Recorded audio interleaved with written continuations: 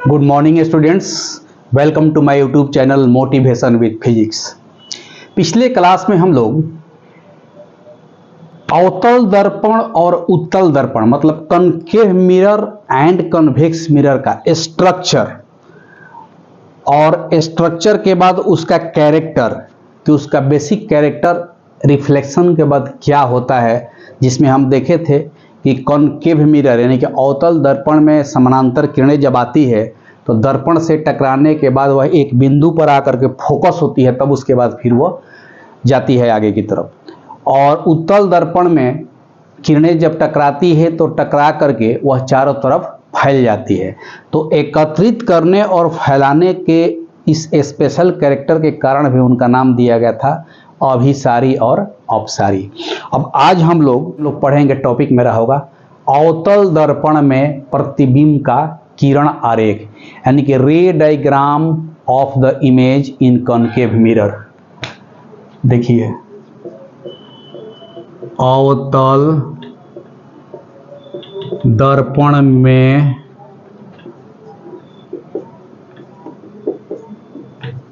प्रतिबिंब का किरण आरेख। ठीक है, इस किरण आरेख का इंग्लिश में बोलता है रे डायग्राम। रे डायग्राम क्लियर हो गया। तो हम करेंगे क्या कि अवतल दर्पण में किसी वस्तु को उसके सामने रखेंगे और सामने रख के हर एक पोजीशन पर उसका प्रतिबिंब बनाएंगे। तो सबसे पहला जो पोजीशन होता है उसका केस 1 कि जब वस्तु अनंत मतलब कौन सी इन्फिनिटी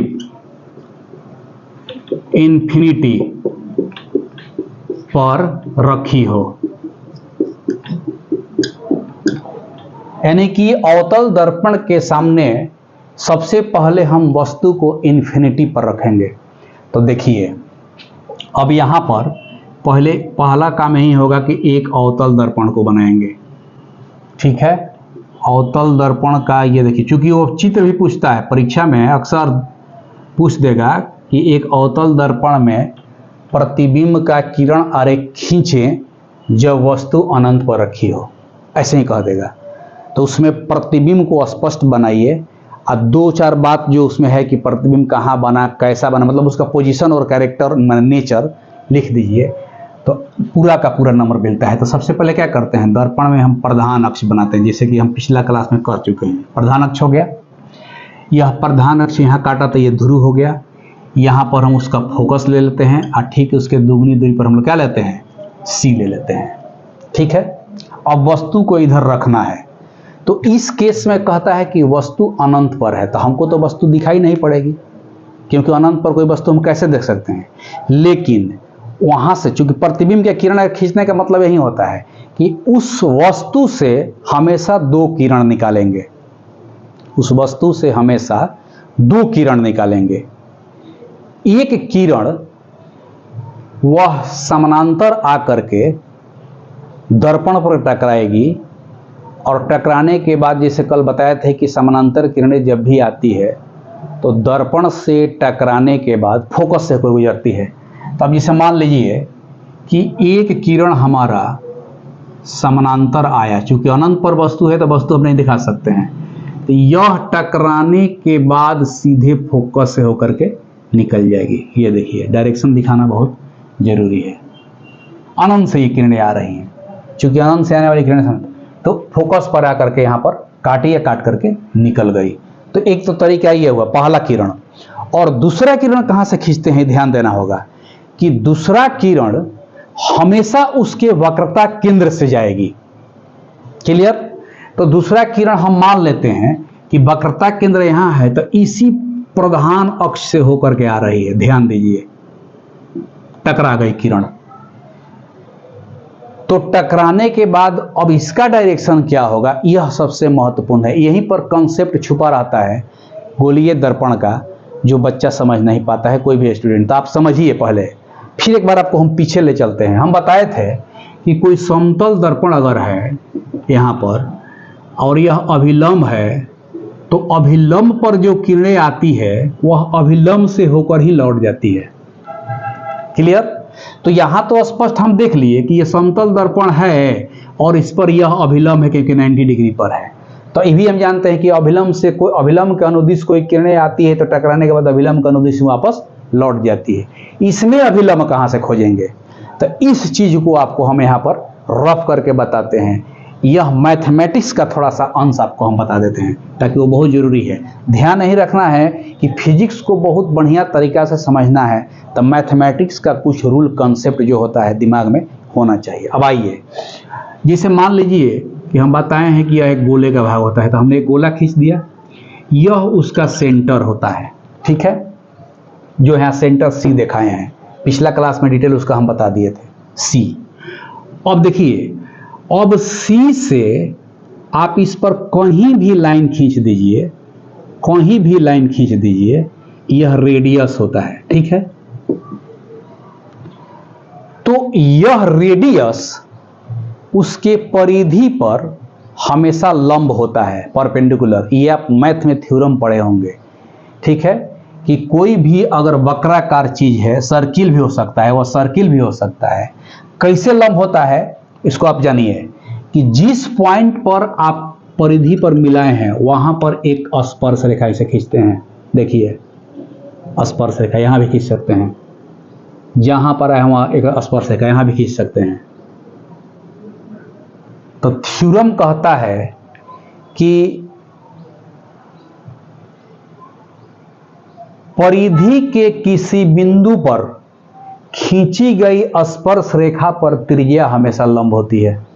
यह मैथ का 10th क्लास वाले जो विद्यार्थी हैं उनको यह थ्योरम के रूप में पढ़ना है, प्रूफ भी करना है, वो अपना मैथ में पढ़ लेंगे कि परिधि के किसी बिंदु पर खींची गई स्पर्श रेखा मतलब टेंजेंट, उस पर त्रिज्या हमेशा लंब होती है। मतलब कि यह सी से आर त्रिज्या है तो यह लंब होगा, यह लंब होगा, यह लंब होगा। क्लियर हो गया? तब अब यहां पर बताइए कि सेम चीज वही है कि यहां केंद्र है और केंद्र से इस परिधि पर आकर के किरणें गिरी है।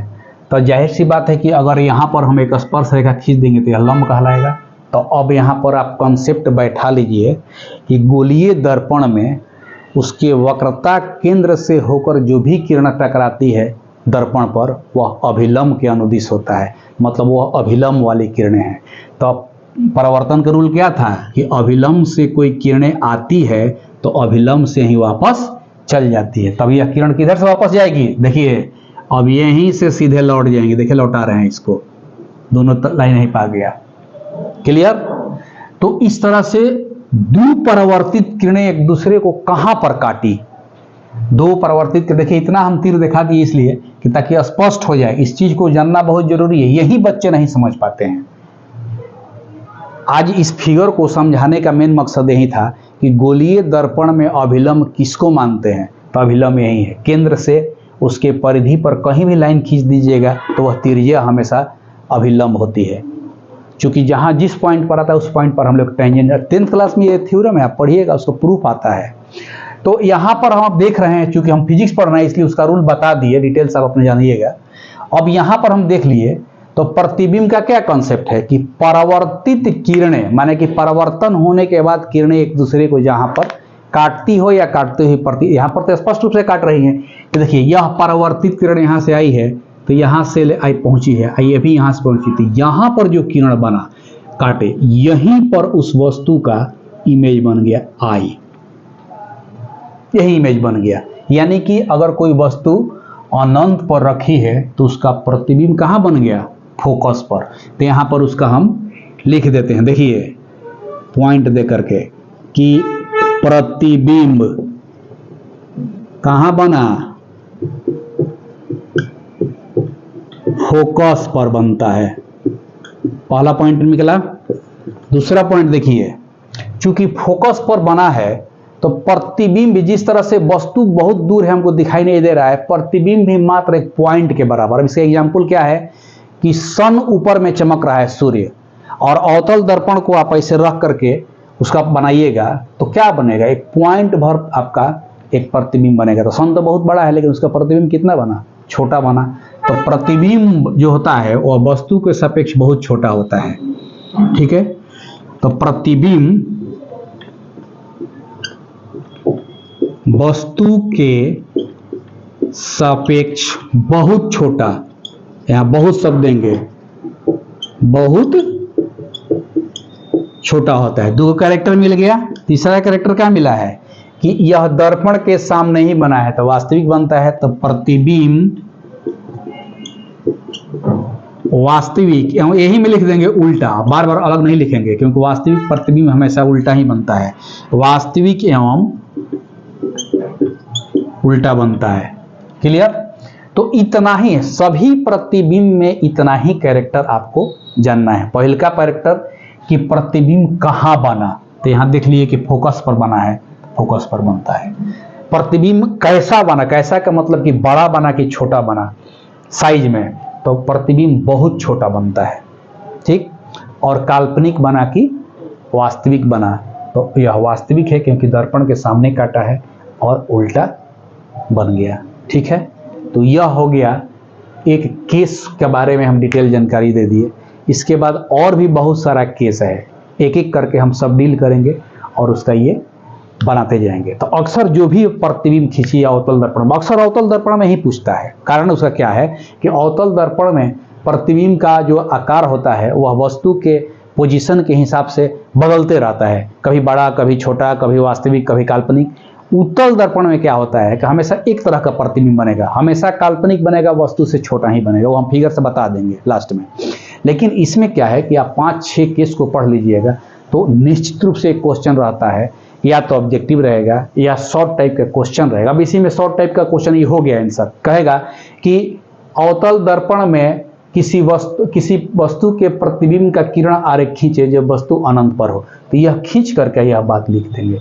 आपको अगर 3 नंबर का है तो 3 नंबर मिलेगा, 2 नंबर का है तो 2 नंबर मिलेगा। फिगर अच्छा से बनाइएगा, खूबसूरत। तो फिगर अवतल दर्पण हो चाहे कोई दर्पण, फिगर बनने का ही कंसेप्ट है कि हमेशा 2 किरण निकालेंगे। एक किरण वस्तु से निकलेगा और समानांतर आकर के दर्पण पर टकराएगा, तो समानांतर किरणें हमेशा फोकस से चली जाएंगी, और एक किरण उसके वक्रता केंद्र से गुजारेंगे, जो कि फिर वक्रता केंद्र से गुजारेंगे तो टकरा करके फिर उसी रास्ते वापस लौट जाएगी, क्योंकि वह वक्रता केंद्र से जो किरणें आती है वह गोलीय दर्पण पर अभिलंब होती है, जैसा कि हमने यहाँ पर बता दिया। तो आज का ये कॉन्सेप्ट इतना ही। अगले क्लास में और भी केस हम लोग पढ़ेंगे और उसका एक्सप्लेनेशन देंगे। तो आज अगर आपको ये टॉपिक पसंद आया और चैनल अब तक सब्सक्राइब नहीं किए हैं तो आप चैनल को सब्सक्राइब कर लीजिए, लाइक कीजिए और अधिक से अधिक लोगों में शेयर कीजिए ताकि इसका लाभ मिल सके। तब तक के लिए नमस्कार, बी हैप्पी।